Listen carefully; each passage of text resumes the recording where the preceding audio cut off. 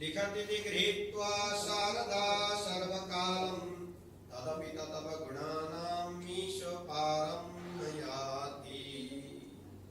बोलिए श्याम रामचंद्र की जय। प्रिया उपस्थित सभी सज्जनों, हनुमान मंदिर के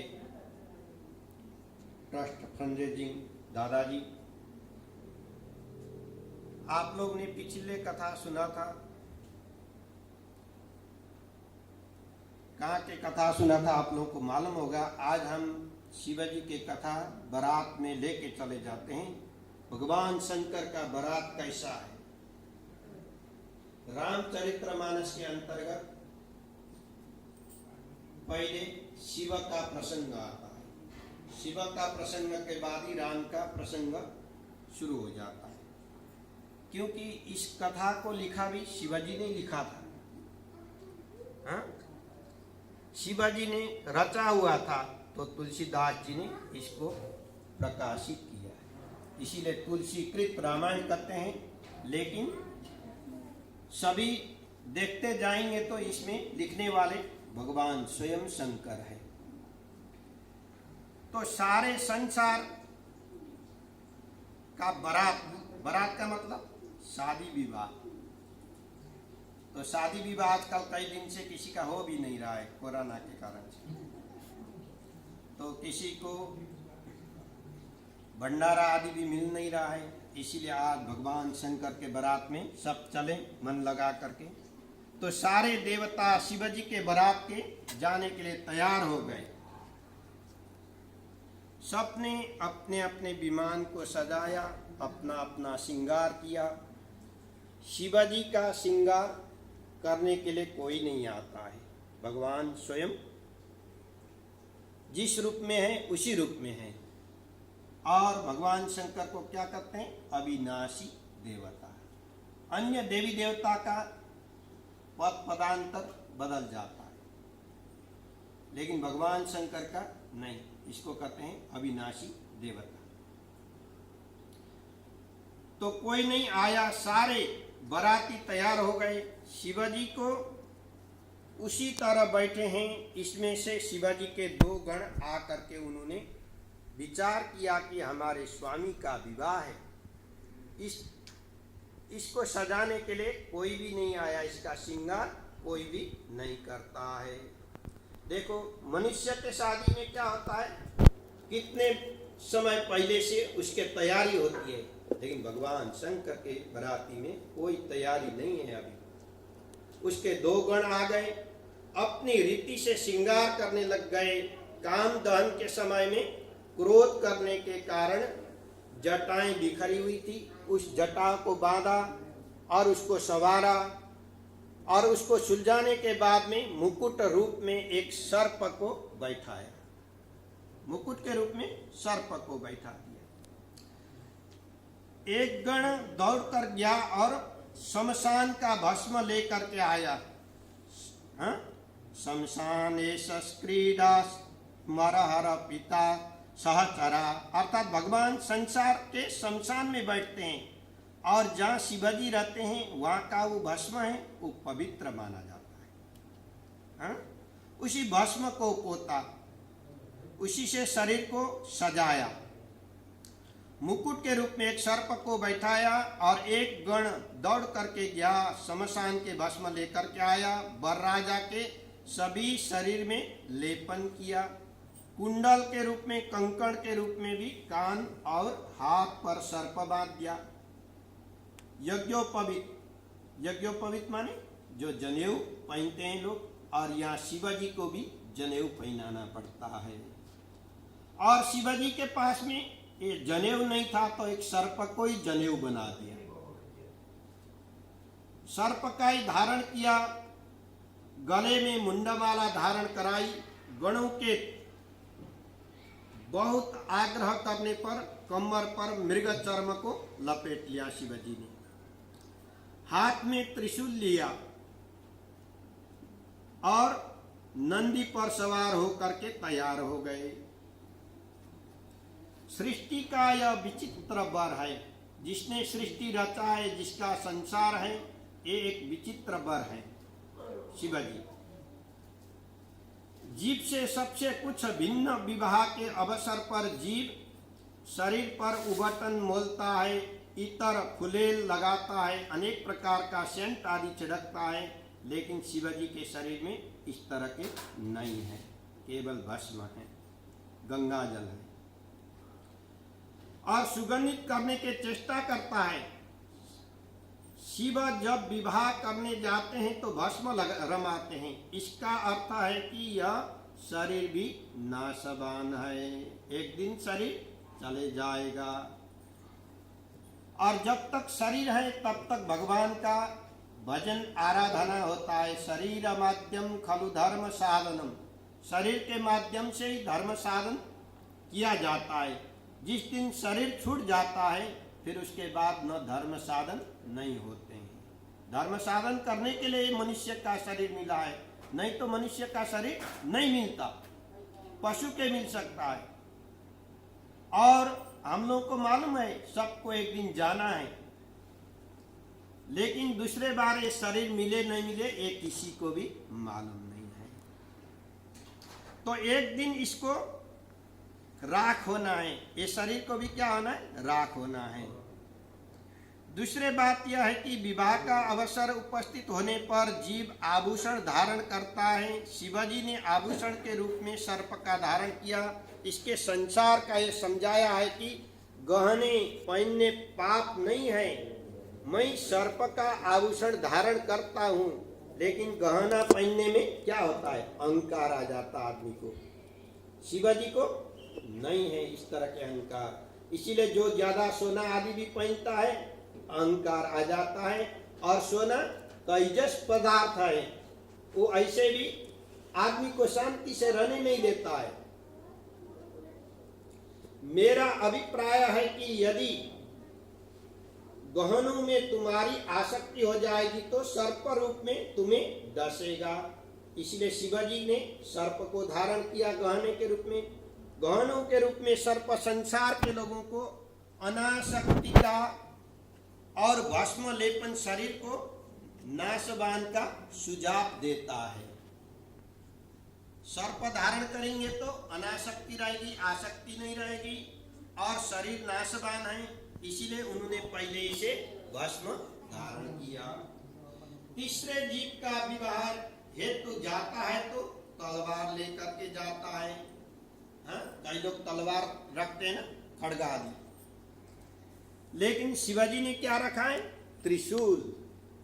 तीन को जो शूल करे, तीन को समाप्त करे, काम क्रोध लोभ, जो ये तीन वस्तु को समाप्त करता है उसका नाम है त्रिशूल। त्रिशूल का अर्थ है कि तीन प्रकार के शूल, काम क्रोध लोभ, ये शिवाजी का नियंत्रण है। काम में भी नियंत्रण है, क्रोध में भी नियंत्रण है। यदि शिवाजी कंपित हो जाते, यदि क्रोध करते तो ब्रह्मांड कांपने लग जाता है, सारे ब्रह्मांड हिल जाता है। तो चतुर्थ मनुष्य का विवाह के अवसर पर घोड़े पर बैठता है, यह शिवजी नंदी पर बैठते हैं। तो नंदी क्या है, धर्म का प्रतीक है। गाय बैल जो है ये धर्म के प्रतीक है, इसीलिए इसके ऊपर सवार होकर के शिवजी बारात में जाते हैं। और हम लोग किस पर बैठते हैं, घोड़े पर। घोड़ा नहीं, नियंत्रण नहीं रहेगा तो फिर संसार सारे बिगड़ जाता है। वृषभारूढ़ होते हैं, चार पांव हैं वाला वृषभ धर्म का स्वरूप है। धर्म अर्थ काम मोक्ष ये तीनों का, चारों का प्रतीक है। और नंदी भगवान शिवाजी का वाहन है। तो हम लोग कोई भी कर्म करते हैं तो क्या करते हैं, पहले नांदी श्राद्ध करते हैं। नांदी श्राद्ध करो, उसके बाद ही कोई कर्म करने का विधान है। चाहे आप देव कर्म करो, चाहे आप पितृ कर्म करो, लेकिन नांदी श्राद्ध होना जरूरी होती है।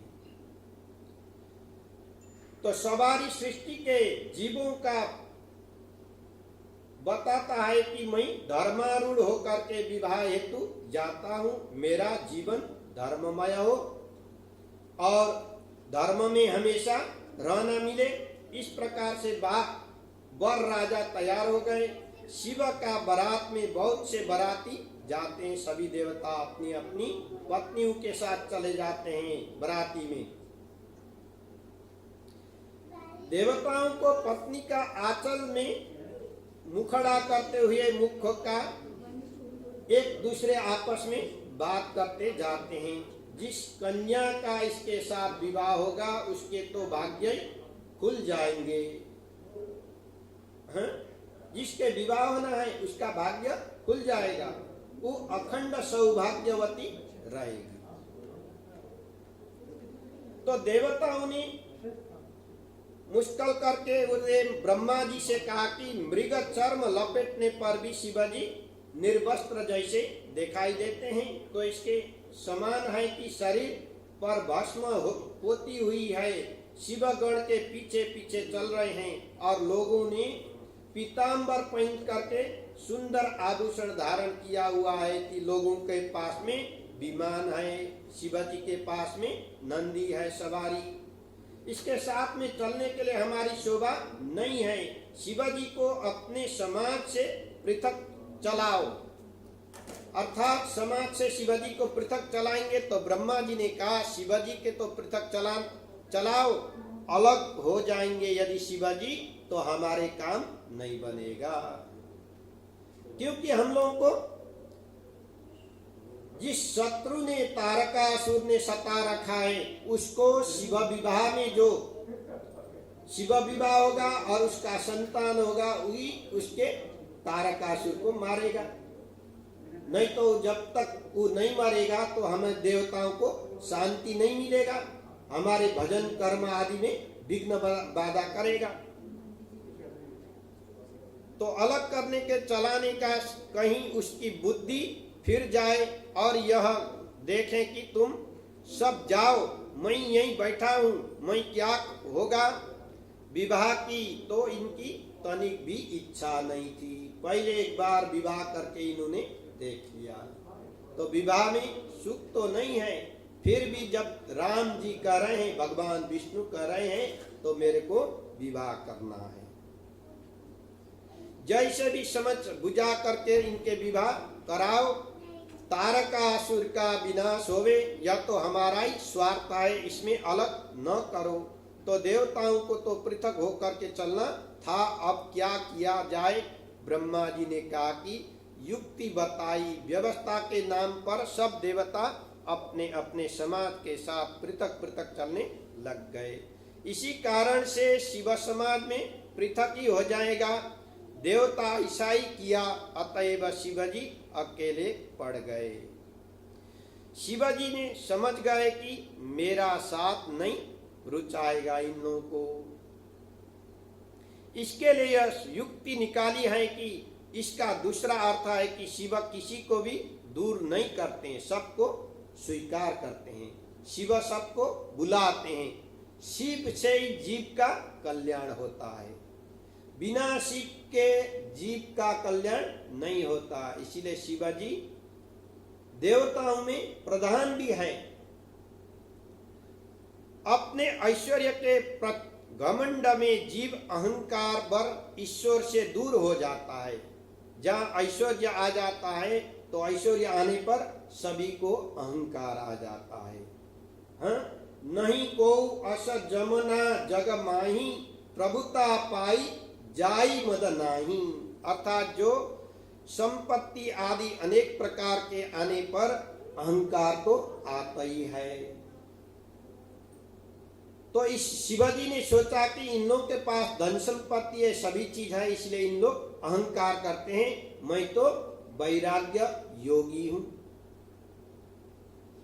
जब देवतागण अलग होकर के चलने लगे तो शिवजी ने भृंगी नाम के एक गण को बुलाया। भृंगी, तुम मानसिक मंत्र शक्ति के द्वारा सृष्टि के समग्र शमशान को, भूत प्रेतों को नियंत्रण भेजो, तो स्वामी के बारात में जल्दी पहुंच जाए। तो मानसिक मंत्र शक्ति के प्रभाव से सृष्टि के सारे शमशान के भूत प्रेत जागृत हुए। कितने ही इसमें रिष्ट पुष्ट थे, कितने दुर्बल थे, कोई पतले थे, कितने तो मनुष्याकृति के थे, कोई कोई मनुष्य से इतर आकृति के भी इन लोग थे।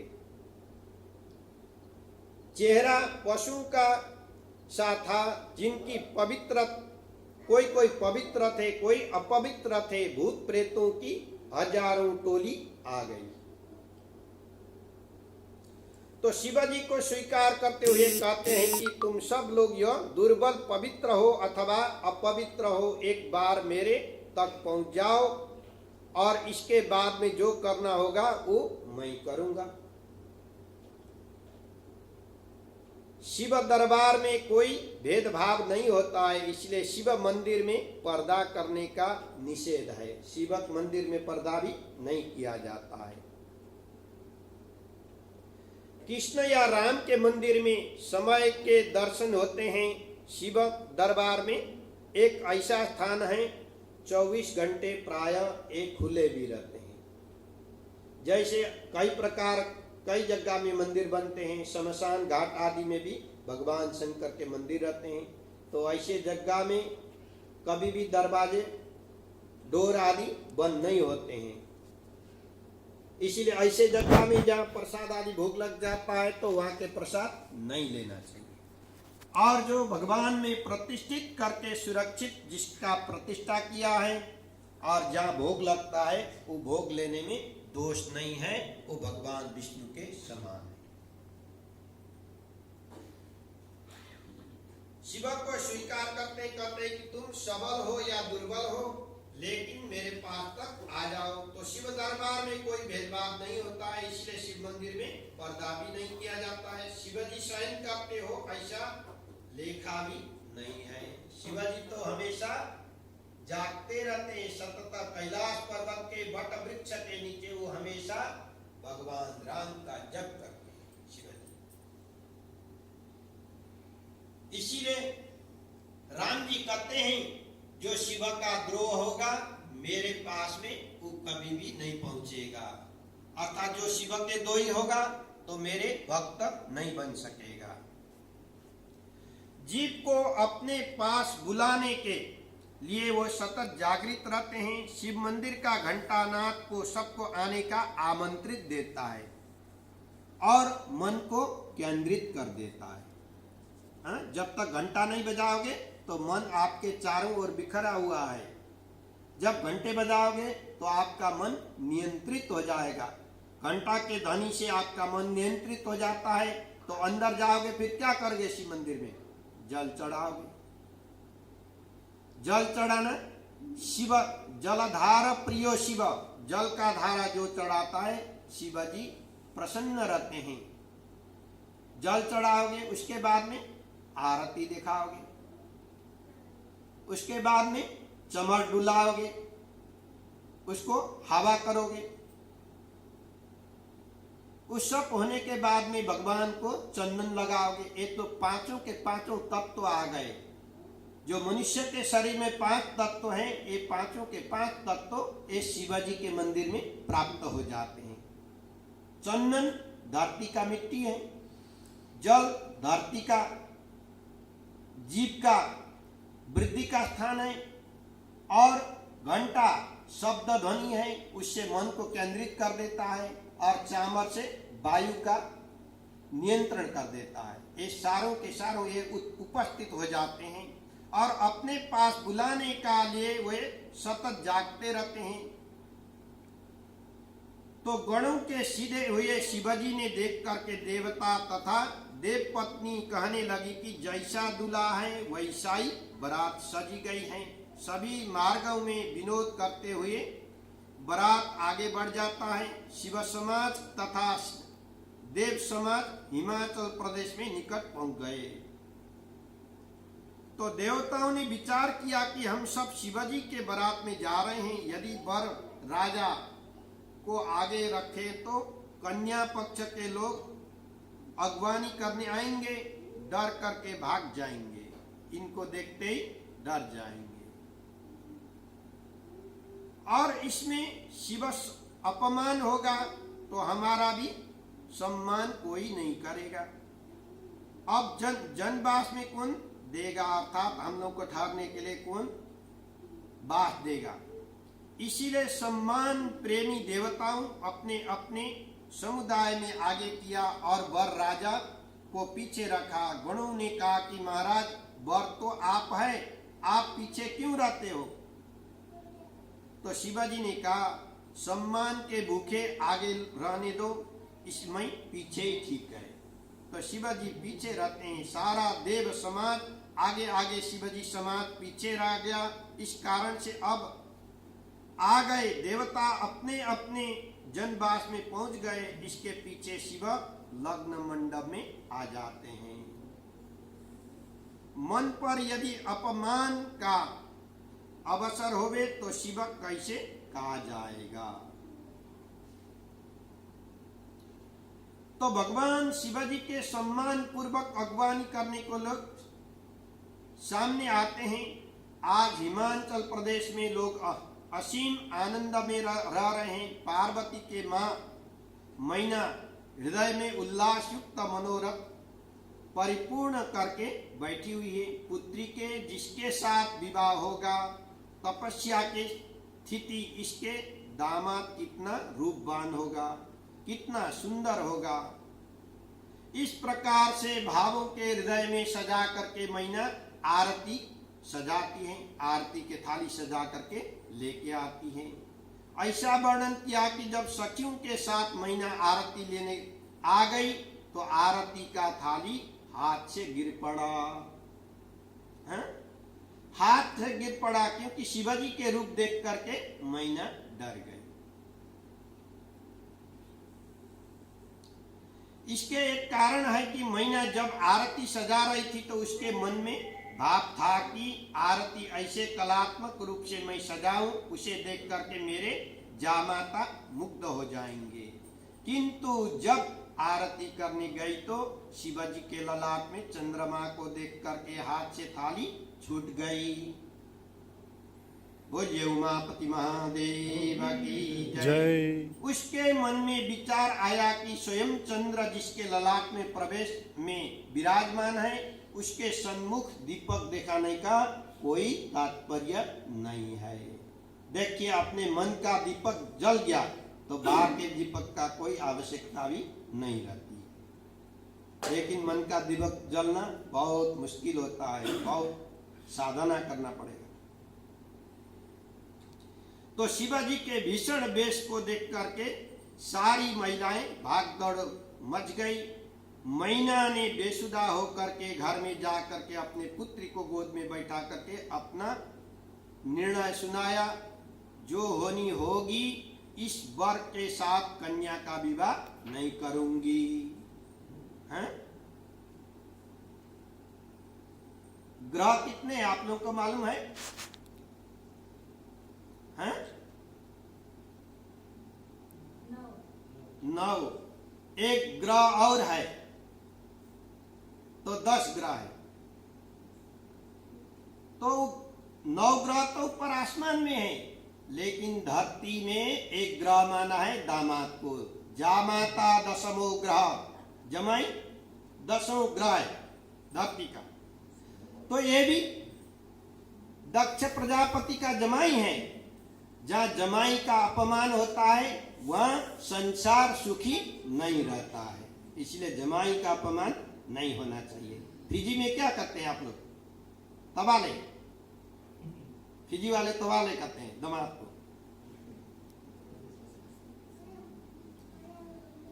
और कन्या का विवाह करूंगी नहीं, ऐसे सुंदर तो मेरी पुत्री है, और ऐसा वर जो फल कल्प वृक्ष में लग जाना चाहिए वह बबूल के पेड़ में लग रहा है। बबूल का पेड़ आप लोग जानते नहीं जानते? एक बबूल का पेड़ होता है, उसको दत्तून आदि पेस्ट आदि करने के लिए काम आ जाता है। मैना विधाता को दोष देने लग गई, नारद को दोष देने लग गई, सारे नगर में शोक छा गया। मंडप के द्वार पर शिवाजी का दोबारा अपमान हुआ। फिर भी उनकी पूर्व स्थिति ही रह गई। तुल्य प्रिया प्रियो धीरा तुल्य निंदा स्मस्तुति। देखो मानव को भी कहीं अपमान होना पड़ता है, कहीं सम्मान भी मिल जाता है। ये संसार जो हम लोग के सिर के ऊपर एक मृत्यु रूपी काल घेर के बैठा हुआ है, हाँ? गृहीत इव केशेषु मृत्युना धर्ममाचरित, अर्थात अपने सिर के ऊपर मृत्यु बैठा हुआ है। वो कब आ जाए कोई नहीं जान सकता है। देवताओं ने कहा महाराज आपके सास आपके गले में सर्पों को देख करके बेसुदा हो गई, तो विवाह के पूरा होने तक कंठ से नागों को हटा दे दो। तो शिवाजी का तो नाग तो आभूषण है, अब कैसे हटाएं? तो शिवाजी ने कहा मुझे महारानी पर दया आ रही है, गले के सर्प को देखकर तो उनको खुश होना चाहिए था कि मैं काल को गले में लपेट के आया हूँ, इसीलिए इनके जो पुत्री होगी ये कभी काल के अधीन नहीं हो जाएगी और ये कैसे रहेगी, सौभाग्यवती रहेगी हमेशा। इसीलिए पार्वती शंकर के पास जा करके जो गृहस्थी लोग मांगते हैं उसी को सब कुछ दे देते हैं, उसी को सब कुछ दे देते हैं। इसलिए शिवाजी का प्रार्थना करना चाहिए, ज्यादा शिवाजी का आराधना करना चाहिए। बिना शिव के संसार नहीं है। तो सौभाग्य अखंड हो गया। क्यों? मेरा सास को ऐसा जमाई चाहिए कि जिसको पुत्री का सौभाग्य खंडित हो जा कराए। मेरे वेश में तो कोई परिवर्तन नहीं होगा। पीछे से नारद जी आते हैं, सप्तर्षि लोग आते हैं, तो महल में प्रवेश करके हिमालय और मैना को समझाते हैं, पार्वती तुम्हारी पुत्री ही नहीं है, ये तो जगत जननी है, संसार के माँ है। ये धरती जो जितने भी धरती हैं ब्रह्मांड इसके माँ है पार्वती, सभी के माँ है। बागर्था रिवसं पित्तो बागर्था पतिपत्तये जगत पितरौ वंदे पार्वती परमेश्वरौ। ये संसार के माता पिता है तो पार्वती परमेश्वर है और वो अविनाशी है और मृत्यु को जीतते हैं। भगवान शंकर के पास में ऐसे ऐसे मंत्र हैं। मृत्युंजय मंत्र है, मृत्युंजय मां पाई त्राई मां शरणागत जन्म मृत्यु जरा व्याधि पीड़ितम कर्म बंधन। मृत्यु को जीतने का मंत्र शिवाजी के पास है। मृत संजीवनी मंत्र शिवाजी के पास है, जो मरा हुआ को भी जिलाया जाता है। तो ऐसे ऐसे मंत्र शिवाजी के पास है। तो बिना शिवाजी के अन्य देवता का अस्तित्व नहीं है। जो शिव मंदिर में नहीं पहुंचता है, राम हनुमान मंदिर में पहुंचना असंभव है, संभव नहीं है। क्योंकि हनुमान जी तो भगवान शंकर के अंश है, एकादश रुद्र उसको कहा जाता है। तो ये शिवाजी के अंश है हनुमान जी। तो सौभाग्य